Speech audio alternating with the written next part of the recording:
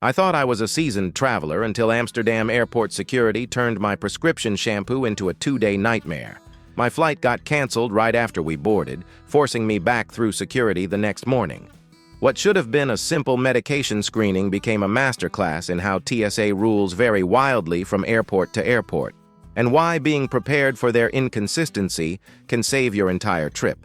The first day, security told me to leave my prescription shampoo in my backpack with my other liquids. Of course, it triggered the alarm, and I ended up 8th in line for additional screening, watching my departure time tick away. The second day, different officer, completely different protocol, separate bin, nothing else allowed with it. But I was only second in line and cleared in minutes. That's when I realized most travelers are flying blind when it comes to TSA medication rules. These aren't just guidelines that occasionally change, they're evolving requirements that can trap even experienced passengers in screening delays, missed connections, and confiscated medications. After talking to TSA officers and digging into the latest 2025 clarifications, I've identified the critical updates that could prevent your next medical travel disaster. Number 1. The liquid medication loophole confusion. Here's what's causing chaos at security checkpoints. Medically necessary liquids don't follow normal liquid rules, but most passengers don't understand the declaration process. TSA updated their guidelines specifically because travelers keep getting confused about liquid medications. Unlike your toiletries, prescription liquids, contact solution, liquid nutrition, and even Pepto-Bismol can exceed the 3.4-ounce limit and don't need to fit in your quart-sized liquids bag. But there's a critical procedure most people skip. You must declare these items before screening begins. The moment you hand over your ID and boarding pass, tell that first TSA officer, "I have liquid medication that needs separate screening." This simple declaration prevents the alarm situations that delay everyone. What happened to me in Amsterdam illustrates exactly why this matters. When you don't declare properly, your bag triggers alarms, creating screening delays that multiply as departure time approaches. Some airports will tell you to keep liquids in your bag, others demand separate bins, but declaring first gives officers the heads-up they need to direct you properly. Pack liquid medications in easily accessible spots within your personal item bag. When officers do need to inspect them, you can pull them out quickly rather than unpacking your entire carry-on while other passengers wait behind you. Number 2. The prescription label trap. TSA says original prescription bottles are recommended but not required, yet this advice can get you in serious trouble depending on your destination. This creates a confusing double standard that trips up even careful travelers. For domestic flights, TSA allows pill organizers and doesn't require original bottles. But state laws vary dramatically, and some states require prescription labels for controlled substances even during routine traffic stops. The real complication comes with international travel. Asian countries and Mexico often mandate original prescription bottles with clear labels, especially for controlled substances. Sudafed is completely illegal in Mexico and Tokyo. Adderall can land you in jail in several countries regardless of your prescription. My approach balances convenience with compliance. For domestic trips, I use weekly pill organizers, but photograph prescription labels and store the images in my phone's secure notes app. For international travel, I bring original bottles, plus a printed medication list with generic names, dosages, and my doctor's contact information. Ask your pharmacist about creating smaller prescription quantities for travel. Instead of a 90-day supply in a large bottle, request a 10-day supply in a compact container. These smaller prescriptions pack efficiently while maintaining legal compliance. Number 3. The hand sanitizer crackdown. TSA specifically clarified that hand sanitizer gets 0 exceptions. It must follow the 3-1-1 rule even though other medical liquids don't. This seems arbitrary until you understand the reasoning. Hand sanitizer isn't considered medically necessary like prescription liquids or contact solution.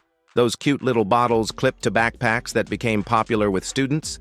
They're violations waiting to happen if they exceed 3.4 ounces. I switched to travel wipes after watching too many passengers lose expensive hand sanitizers at security. Quality wipes don't count as liquids, work just as effectively, and many airports have stopped providing them on flights. Pack them in that box-style dispenser that tears off individual pieces, much more hygienic than digging through a plastic packet. The wipes also solve the dry cabin air problem that makes hand sanitizer less effective during flights. Your hands stay moisturized rather than becoming cracked and more vulnerable to germs. Number 4. The medical device communication breakthrough. Telling TSA officers about your medical devices before screening puts them in an authoritative position that actually works in your favor. I learned this psychological trick from frequent travelers who manage diabetes and sleep apnea. When you inform officers about insulin pumps, glucose monitors, or CPAP machines before they discover them, you're asking their permission rather than explaining after the fact. The magic phrase is, "I have a medical device that can't be removed. Do you need to see it or use alternative screening?" This positions the officer as the expert making decisions rather than questioning your compliance. TSA Cares offers a free program for travelers with medical conditions, mobility issues, or family members with autism or PTSD. You apply 5 days in advance for dedicated screening lanes with specially trained officers. The process eliminates the stress and time pressure that makes medical screening particularly difficult for vulnerable travelers. Most passengers don't know this program exists, but it's designed exactly for situations where standard screening creates legitimate hardship rather than simple inconvenience. Number 5. The International Medication Research Requirement. Every destination country sets its own medication import rules, and ignorance can result in arrest at customs regardless of your prescription. This responsibility falls entirely on travelers, and the consequences can be severe. A colleague's mother was detained for 6 hours in Tokyo because her arthritis medication contained a controlled substance that's illegal in Japan. Her valid prescription meant nothing under Japanese law. Start research at least 2 weeks before departure by checking embassy websites for your destination country. Look specifically for medication import requirements and controlled substance restrictions. Some countries require advance approval for common medications like anxiety treatments or ADHD prescriptions. Print documentation for any prescription you're carrying. Medication list with generic names, dosages, prescribing doctor's contact information, and pharmacy details. Save digital copies in multiple locations: phone, email, cloud storage.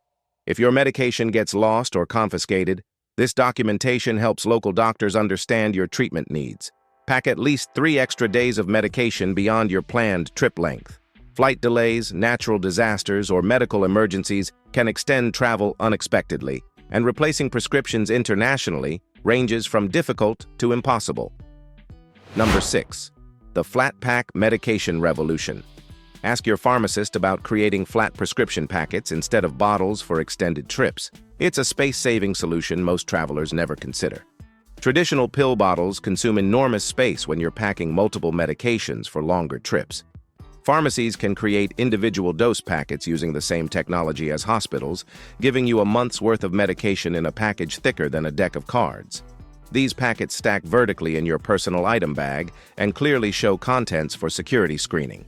Each daily dose stays sealed until needed, preventing confusion about timing or dosages during travel fatigue.